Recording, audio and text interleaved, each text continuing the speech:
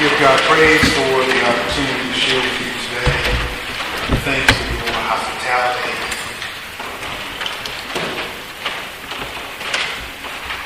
Gratitude to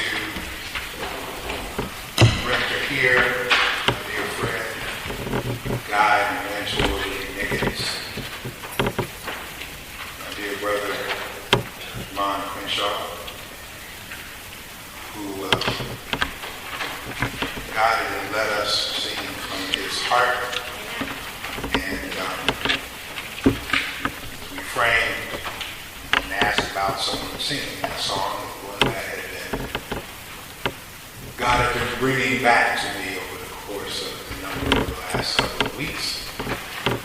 I had no sense that in this moment either that your voice would bring it, or that it would bring up for us the reality of loss in our own family. Our dear guide, Linda Kennedy, having her wings to speak.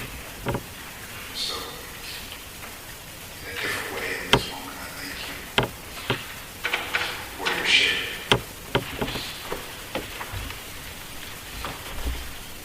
Reflection on the gospel reading that we have heard today. I invite to a time of reflection, borrowing the title from Ibram Kendi's new book, How to Be an Anti-Racist. How to be an anti-racist. I see you calling for volume. I'll also try to use my preacher voice.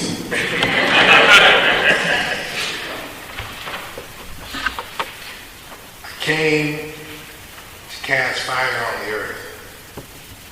How I wish that it was already ablaze. 5 years ago, late November, not late enough to be Thanksgiving yet, but late enough that people who attended to these things early had already put up their Christmas decorations. Not that our local malls and establishments are so constrained that they would have to wait that late. As a matter of fact, I think you're going to start seeing Holly next week at the Galleria.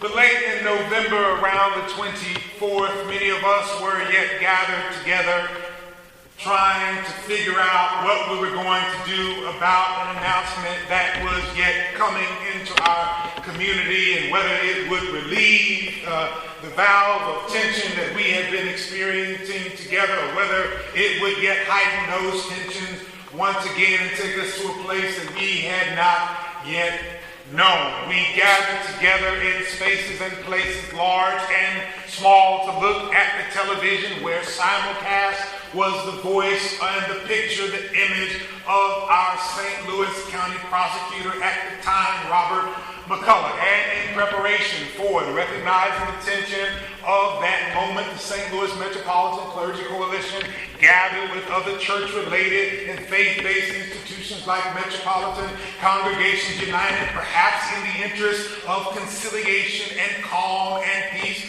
maybe in collusion with the establishment, I don't know, history will tell, gathered together people of faith at Westside Missionary Baptist Church in order to hear and to frame whatever announcement was to come together. And this was one of those things. And the odd thing, the church is not in that space where it owns that it should always be ready. But this is one of those times when the church heard the word in advance from our hip-hop poets that if you stay ready, you ain't got to get ready. And so the church began, and the coalition declared many weeks before that whenever it was clear that the announcement was going to come down, there would be a service at a location certain. That location certain being Westside Missionary Baptist Church in North St. Louis County, where everyone would converge to hear that word together and to have a time of prayer, of praise, of reflection, and of preaching to see how and whether and when we would go forward together.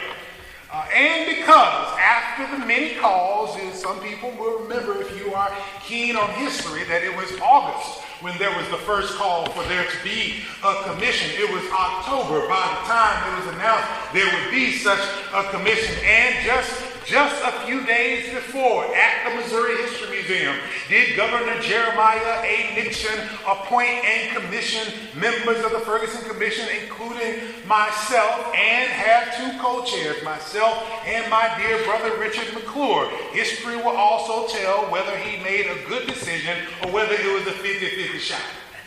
You can decide which 50% I was. There we were appointed but had not begun our work, and that day would be the announcement, ultimately, of the No True Bill, that charges would not be brought against police officer Aaron Wilson, no relation,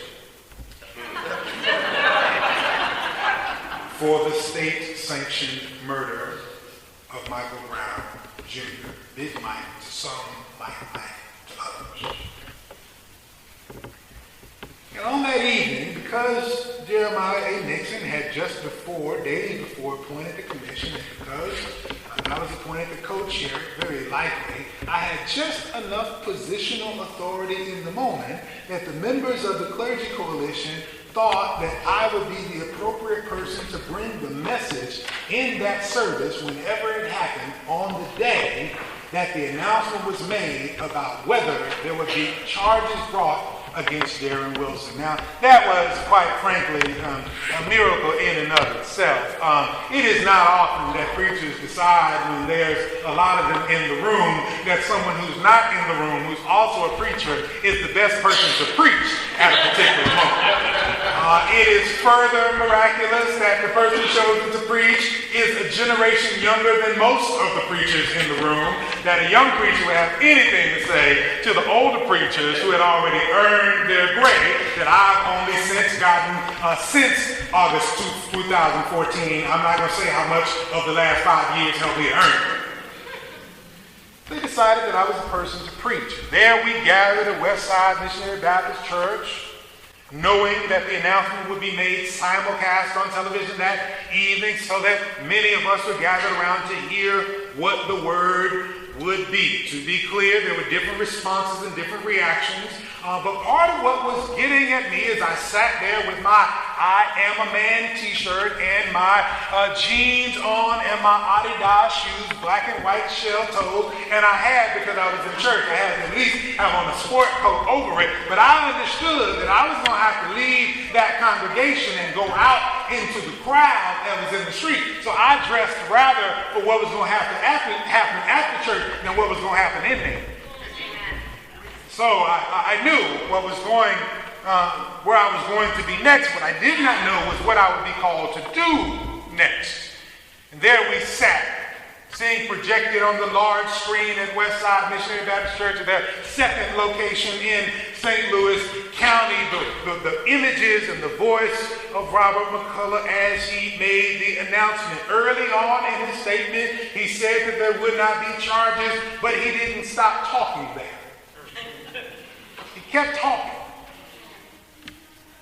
laying out pieces of evidence that he suggested came before him that came later to be questioned when others analyzed the same evidence. He kept talking, giving a description of the biography and the background of a slain 18-year-old boy as if he was on trial. He kept talking, laying out why he was going to do what he was going to do, talking about and lauding the good work that public officials and particularly police officers had done in the interest of public. He kept talking and I was getting anxious. I was just about as anxious and just about as tense as Jesus is in this text in the 12th chapter of Luke. I came to cast a fire on the earth. How I wish it was already ablaze. I have a baptism I must experience. How am I distressed until it is completed? This Jesus who shows up in Luke chapter 12 shows up wanting something to have happened that has not happened, and deeply distressed concern gnawing in his gut about what's going on around him. This Jesus that we don't like because he seems a little bit too rugged, a little bit too many sharp edges. This Jesus that doesn't seem very peaceful, and doesn't seem very solemn. This Jesus who isn't calm, but rather seems agitated about what's going around him is the Jesus I needed in that moment, but I didn't have him. I just had this gnawing in my gut that I wanted this dude to be quiet. And he kept talking. I commiserated with the people who at the first service, because they're the people who come to the 8 o'clock service knowing there's a 9:15 breakfast conversation, so they know it's got to be done at a certain time.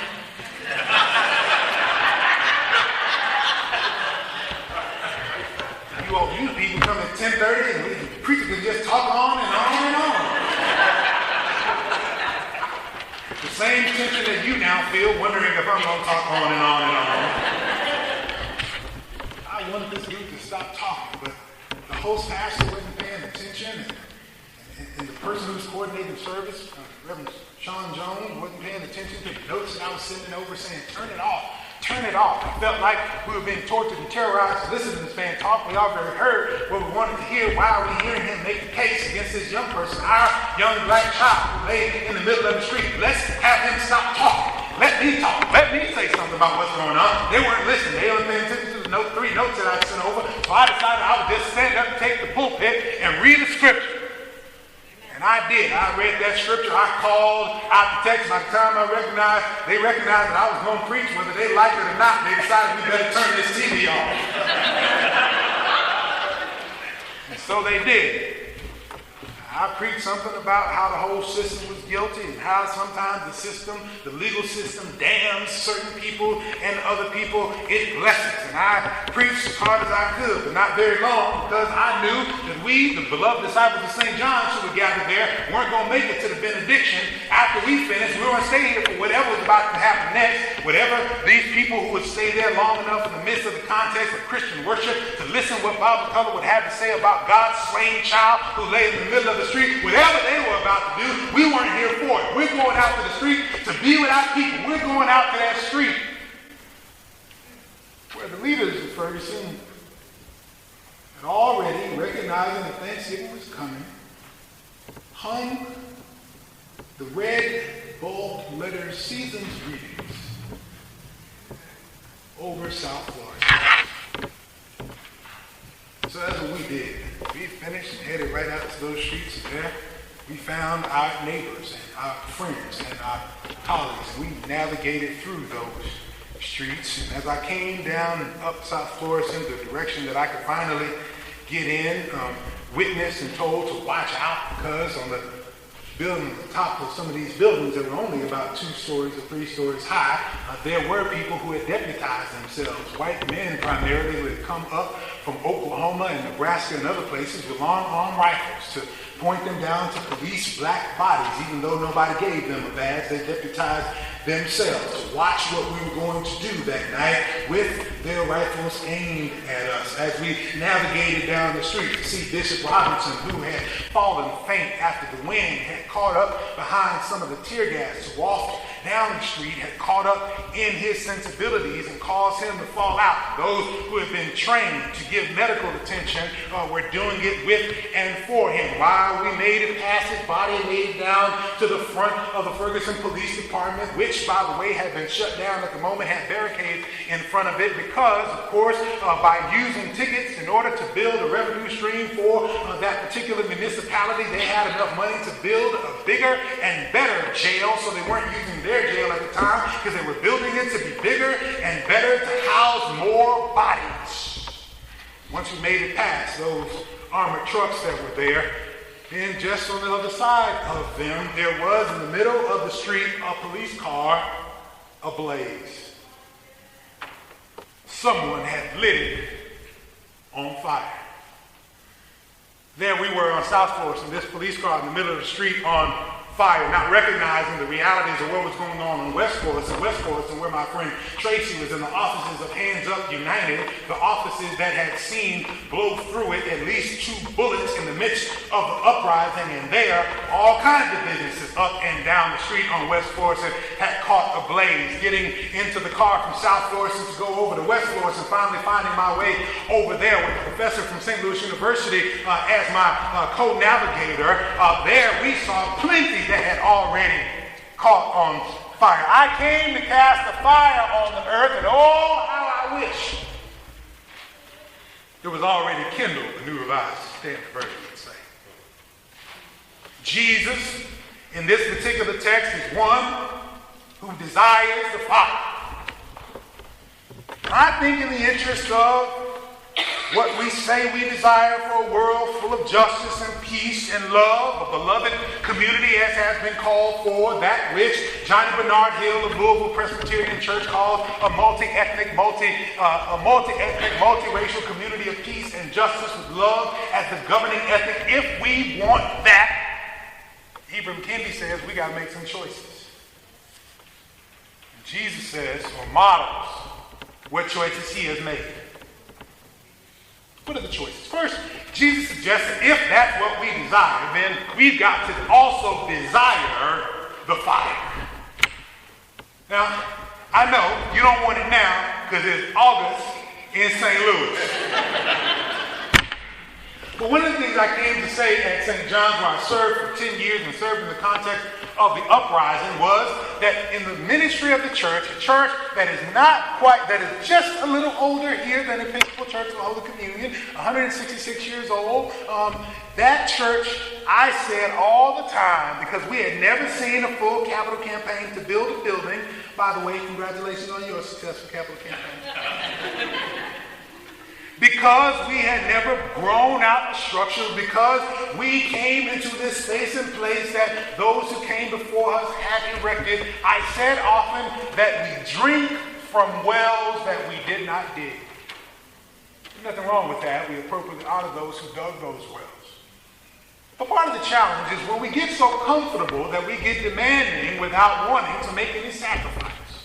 And as it relates to the fire, there are many of us who don't want it now because it's August, but in November, we're going to want warmth and we're going to want comfort that comes from that heat. But what we tend not to want is the risk and the danger that comes with fire.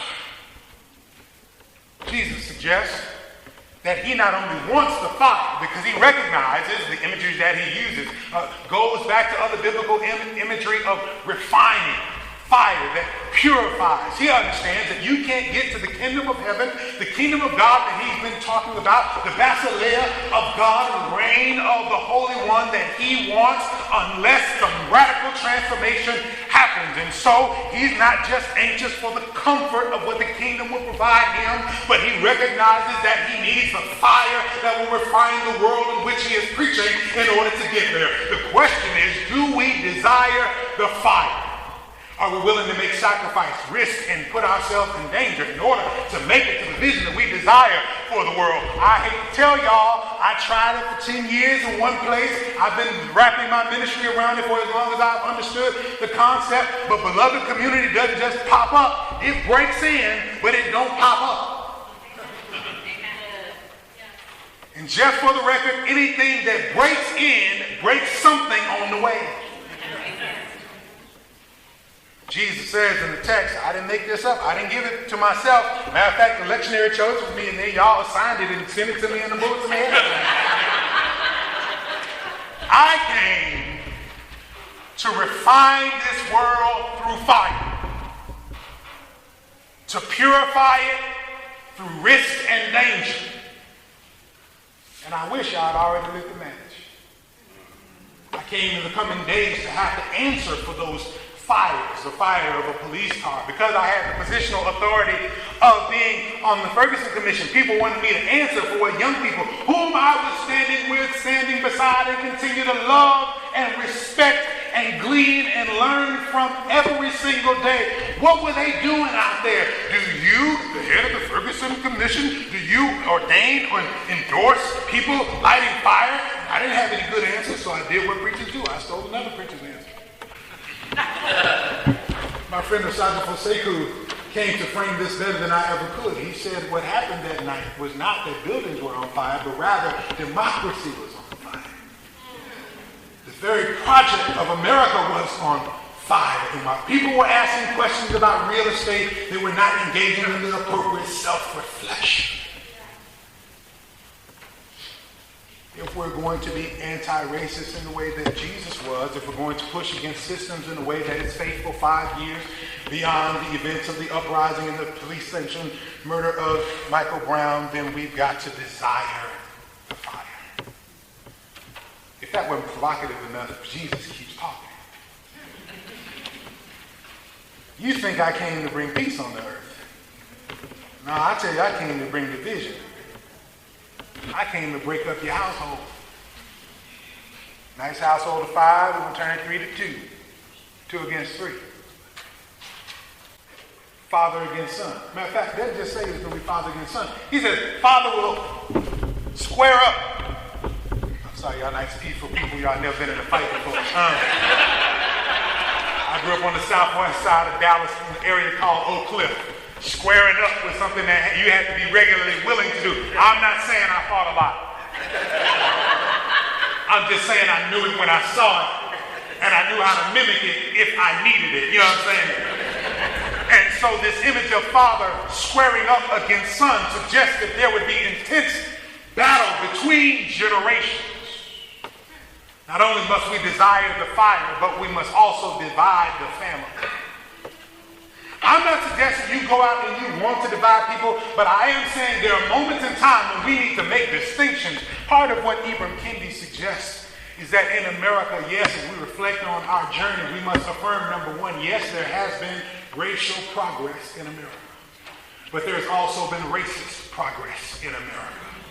And in a state where we just nearly escaped last week a mass shooting in the middle of the state where a man was stopped in a Walmart with open guns and extra rounds, and we could have been experiencing here what God experienced in El Paso, we would be helped to own and honor that there has been racist progress.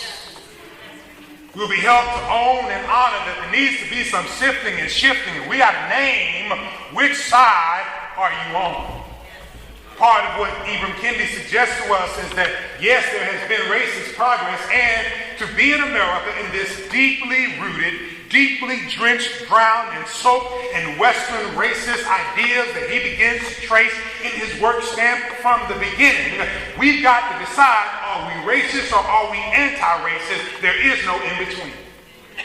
And in order to do that, we've got to make some decisions. And I'm sorry, I believe we got to start in the church. I'm a church person. I think you ought to start in the church. Some people do not follow the Jesus that I have come to know, and it's time for the family to be divided. I watched Matthew 25, and I recognize that Jesus and God is going to separate the sheep from the goats, and maybe if we follow this text, we got to start some discernment as well. You don't get to call yourself Christian and also call for people to be pointing guns at other people. You don't get to call yourself a follower of Jesus the Christ and point people through your rhetoric to aiming at other folks. You don't get to follow the one who built bridges so that he may build with humanity and call for walls to be built on borders. You don't get to call yourself Christian and call yourself also and take up company with people who are anti what Christ said. And sometime, at some point, and I believe it's about past time, we've got to divide the family. Amen. Amen. Distinguish who's who and what's up, what's what. Distinguish who can wear this Christian t-shirt, who's just claiming. I didn't say it, Jesus said it. We don't even have to have ownership of all of the consequences because he said this is what he came to do. We do have to own, if we say we're followers of Jesus Christ, we're refusing to selectively speak Scripture, to selectively lift Christ's witness, that this is a part of that witness as well. these generational conversations. No, conversations too easy. These generational conflicts that will lead to the inbreaking of something else that God desires are part of what we've got to lean into as well. If that wasn't enough, Jesus keeps talking. We're going to be anti-racist and resist these systems. Call for the kingdom of heaven to come to break in. We've got to desire the fire to burn, be anti-racist and walk against the realities of this world that lean toward these oppressions. We've got to divide the family. But finally, Jesus says, since we got science together and we know meteorology, at some point we've got to be able to discern the future. Here you are, Jesus said. You see a cloud forming in the west. You like my 11-year-old son, you look up and you say, that's the cumulonimbus cloud. Not only can he say at 11 years old that it's going to rain, he can tell you what kind of storm it's going to be based upon the shape and the form of the cloud. If you know that at 11 years old, and you can claim the rain, and indeed it rains, if a south wind blows and you say a heat wave is coming and all of a sudden it starts getting hot, how do you interpret the earth and the sky, but you can't interpret what's going on with the people on the earth?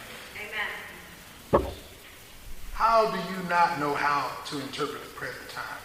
I think there's a little bit of a challenge there. It's not just interpretation of the present time, because of course once we get it right in our head, by the time we say it, it's the future. So the question is, how do we discern that which is coming?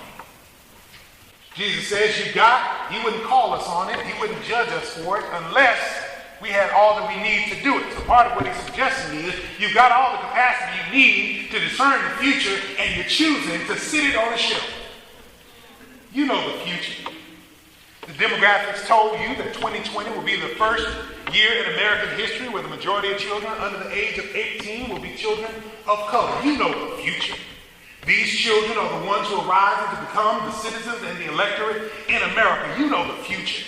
These children right now are 1 in 5 of them live in poverty. 2 in 5 of them who are black and brown live in poverty. So you know the future. The future of America is food insecure. Because Hispanic children who are becoming a rising part of our demographics are 10 times as likely to be food insecure. The future of America is poor because black people who are a larger percentage of the children in the future than they are in the past live with less resources and family wealth than their white counterparts. And because the future of America is food insecure and the future of America is largely poor, then we recognize that America is also insecure in its national security. You know the future. You don't change gun laws in America in a way that New Zealand did within a week, then there will be other mass shooters. And your children will wonder whether they can go to the mall or Walmart and be safe. You know the future. If you don't change laws to get police power with impunity, there will be other lesbian standheads standing in the middle of a neighborhood where her son lived, wrestling with the reality of yellow and black police acting before her, keeping her from his body laying in the middle of the street, terrorizing the neighbors and have to walk back and forth. That is indeed the future if you do not desire the fire more than the comfort of the heat. That is indeed the future if you will not divide the family and call people where they stand to be more. That is the future if you do not discern it today. And I'll tell you something I didn't tell the people at 8 o'clock service, because you know, y'all listen to me talk longer. Being anti-racist will not make you successful. Being anti-racist will not grow your congregation. Being anti-racist will not cause you to be a significant figure in time. Being anti-racist will not give you positional authority. Being anti-racist will not make you rich. Being anti-racist will not make you a name that is called in the annals of history. Being anti-racist will not cause you to lift up a little better than your buddy on the next pew. Being anti-racist will not make you popular among people with authority in this world. Being anti-racist will not get you elected to be in elective office and to have positional power. Being anti-racist will go find you in common cause with Jesus. Anxious that the world is not yet on fire, seeking that we discern, sift, and shift to refine it, and taking with you the consequences. You do understand that our dear brown anti-racist Jesus was cut down by the state and was killed within 3 years of his open ministry, and I come to tell you that being anti-racist may have something to do with you getting on papers with the people as well. I know that ain't good news. The good news, though, is you will go down with the one who has won history already. You will go down with the one who has taught us about resurrection, and you will get a lesson about resurrection that's better and bigger than most Easter sermons that you have ever heard. I'll drop it on you and I'm gone. Ultimately, what resurrection is really about is that when you, as identified with Jesus, will fight for justice in an unjust world, and you find yourself cut down by a world full of injustice. In the Hebrew context, in the Old Testament scriptures, in the First Testament, they understood that resurrection was God's vindication for those who are doing God's work and get cut down by an unjust world. Y'all should have said amen right there, but I understand I'm among the disability, so I'll say it again. It ain't about your vindication. It's about God's vindication, that we get resurrected, we get to stand again, we get to walk and hold our heads high in glory because God uses our story to get God's name great in the context of the world. So yes, the world might cut you down just like they cut down Jesus. And if it's not enough for you to identify with Jesus, just know that God will use your story to get more glory. And I know that this is not solid for many of you. You may find yourself anxious. You may find yourself tense. You may find yourself waiting and wanting even more. And I'm with you.